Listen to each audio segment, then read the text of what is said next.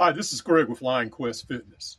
Today we're going to talk about choosing the tool, in this case a firearm, for the task at hand. Let's talk about it. Now, the drill we did today was a variation of the Mozambique drill, and it had to do, or was planned out in reference to the volunteer position I have as part of my country churches, my little country church, its safety team. And the gun that I shot first was a Smith & Wesson 640. This is one I train with and often carry. A new gun to me, a Ruger Security 6 Compact, 10 rounds. I like this gun, point and shoot. And then last but not least, another favorite of mine, Glock 19. Now, unfortunately, in the training community today, the professional training community, there is a lot of fear mongering. You know, if you're not carrying a Glock 19 or the equivalent thereof, you're setting yourself up to fail and you're going to get killed. Or if you're not carrying whichever favorite polymer wonder that they espouse, that you have no knowledge of violence or what can happen to you. Well, not necessarily.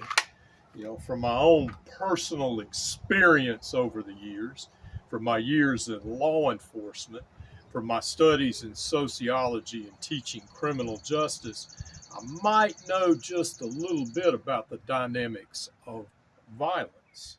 Now, in my opinion, there's 3 criteria for carrying a firearm. Number 1, that you own and carry a firearm that is legal and acceptable in whatever jurisdiction or community you live. That's number 1. Number 2, that you actually spend time practicing and training with that firearm.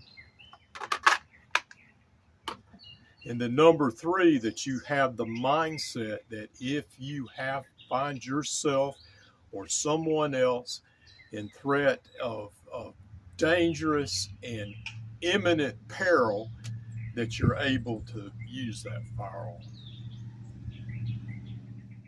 Now, let me give you some examples. Now, most times, as I've said previously, I carry an all-steel snub, preferably a 2-inch barrel or more. Sometimes 5-shot, sometimes 6-shot. But sometimes I have to go with this air weight because this represents deep concealment.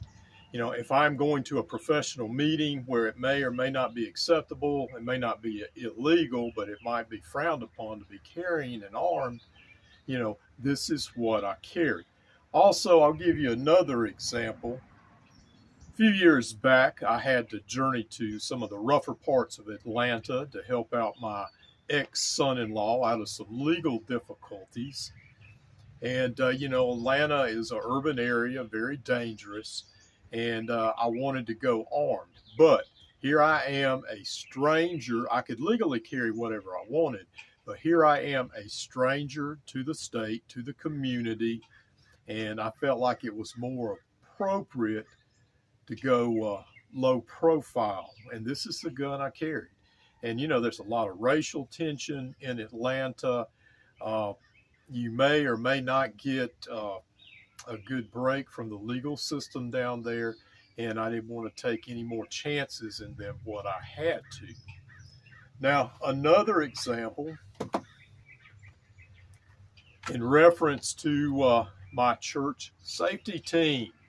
All right, I started carrying this firearm right here because my mission, my responsibilities are different from my day-to-day task and responsibilities in an area that is fairly low crime and a suburban rural interface, you know, and that may change depending on circumstances. But this is what I carry and train with for when I am at church and involved in church safety. Now, I will say this, if you noticed, I didn't shoot quite as well as I normally do with this gun today, and I need to spend more time practicing with this gun since I am carrying this gun. So I hope I've given you some food for thought, and this is Greg with Lionquest Fitness.